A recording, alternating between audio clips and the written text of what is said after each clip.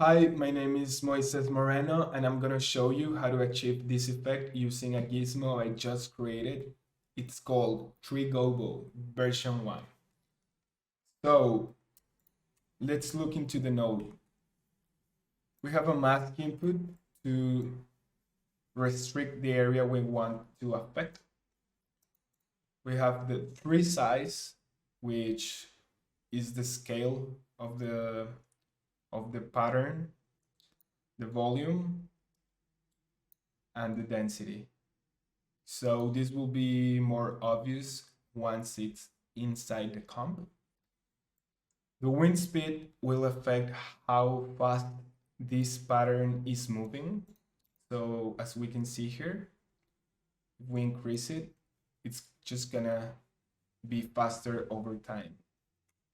But if you want to reduce this effect a little bit, you can always use the damping, which is gonna lower the effect. The physics of the primary branches and the secondary branches work the same, but as you can see here, these are just kind of the leaves moving. But what if we want the whole branch to move? So this is why I created the shake and amplitude on primary and secondary branches. So the shake is basically a frequency, the frequency of the movement, and the amplitude. So if we turn this on, we can see how the branches are moving, or it gives the effect like if branches were moving. But we can also do this with a secondary motion using the secondary branches. And as you can see here, let's just reduce the scale of this.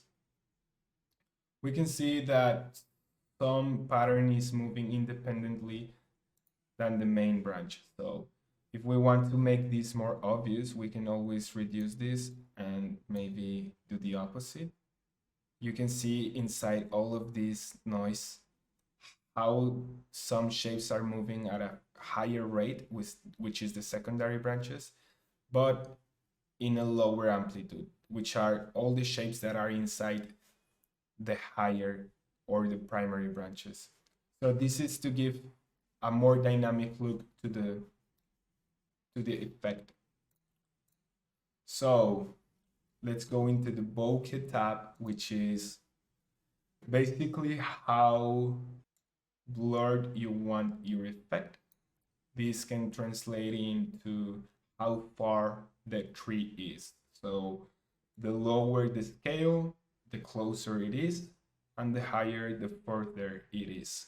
We also can play around with the shape of the bokeh using the skew in X or using the skew in Y. And this is useful when you want to create that kind of shapes, diagonal shapes like here. And one more thing you have to consider is that the invert checkbox right here is used when you want to add light. In this case, we don't have any light in the comp, so you will want to check this because as you can see, it just doesn't work as we expect when it's not inverted. And the other use case we have is the shadow. So in this case, we will want to have the invert checkbox blank. So because we are adding shadow instead of light, because the window shape of the light was already there, you just restrict it with a luma key, and that's why the mask input is pretty useful in this case.